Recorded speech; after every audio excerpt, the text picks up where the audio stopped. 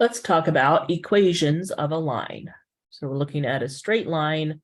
How can you tell, looking at an equation, that its graph is going to be a straight line? Or, looking at a graph, what its equation should look like.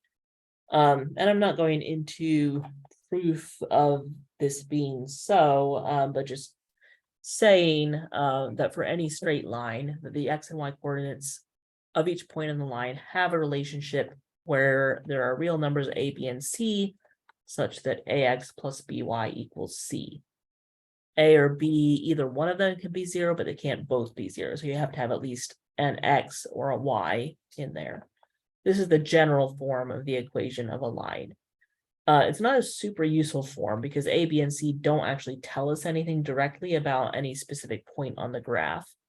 But it's just generalizing, and even more generally than any equation that's made up of terms that are either a real number multiple of x, a real number multiple of y, or even a real number multiple of a sum of such terms. So you might have something like 3x minus 2y plus 5 plus 7 times x plus y equals x plus 2 over 5, because that would still count as that's equivalent to 1/5 times x plus 2. But so all that's happening to x and y is they're getting multiplied by real numbers, they're getting added and subtracted with each other, but you don't have x being multiplied by y anywhere. You don't have x or y being raised to a power or showing up on a denominator or in a square root or anything else, just being multiplied by real numbers and added and subtracted with real numbers. So any equation that fits that is going to have a graph that's a straight line. But generally we want the equation then to be in as simple a form as possible. So the ax plus by equals c is, fairly simple. Technically, general form wants a and b, at least if possible, really all of them if possible, to be whole numbers. And then wants a to be positive, or whichever number comes first to be positive. But that's being more picky. But the form itself, again, isn't really useful enough to care too much about.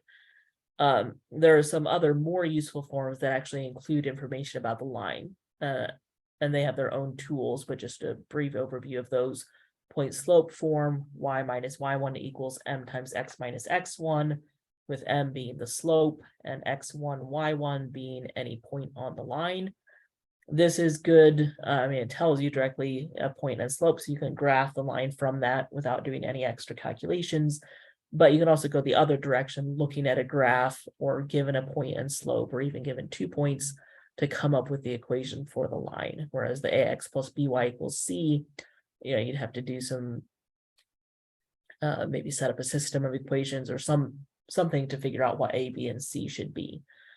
The slope intercept form is kind of the simplest form. It has y equals, so the y is isolated. Everything else simplified down to just a multiple of x and then a real number. The m and the b, that would be numbers, mean something on the graph. The m is the slope, the b is the y-intercept. And you can easily just pick an x, plug it in, find y without having to do any solving or anything, just simplifying. So it's a nice simple form to work with, has meaningful information about the graph. So that's the most common form used. But one of the reasons we have and talk about general form at all is because vertical lines can't be written in point slope form or slope intercept form, because both of those forms have the slope involved there, and vertical lines, the slope is undefined, and you can't plug undefined into an equation. Point slope form and slope intercept form both require there to be a y in the equation. And vertical lines don't have a y in the equation, just x, so they can only use general form. All right, but one thing you might find helpful to do is graphing a line given general form. So you have your ax plus by equals c. One method is to find the x and y intercepts. So plug in 0 for y. That just turns it into ax equals c because the by part goes away. And so you solve and take c divided by a, that's the x-intercept.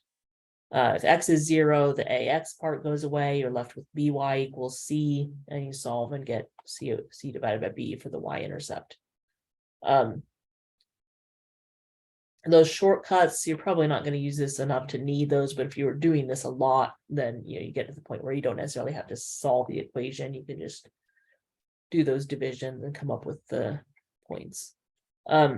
Another method, particularly if the x-intercept isn't going to come out a whole number, then it might be more helpful to find just the y-intercept and the slope.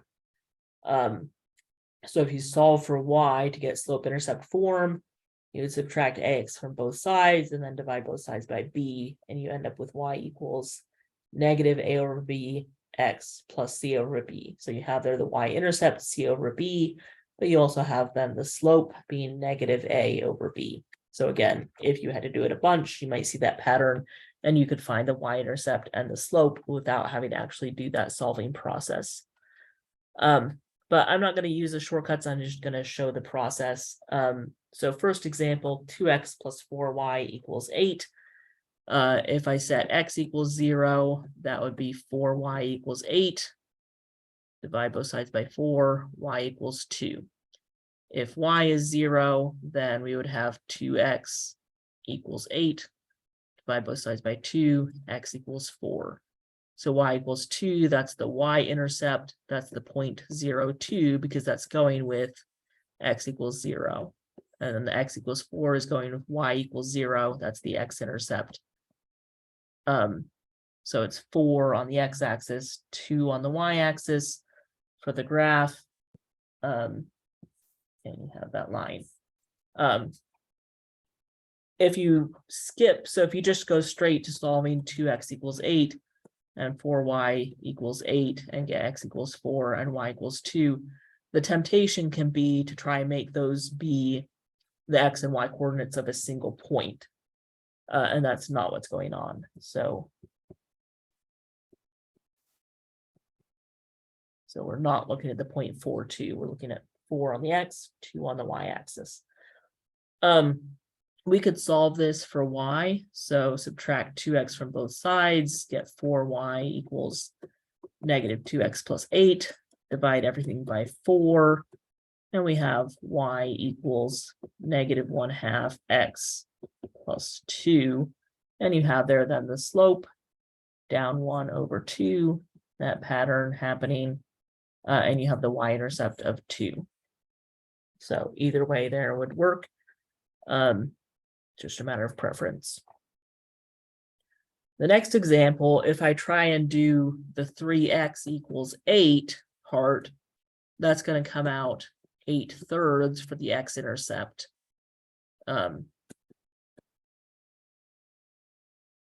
So that would be 2 2/3. And so it's kind of a pain to try and plot fractional, like non-whole number intercepts.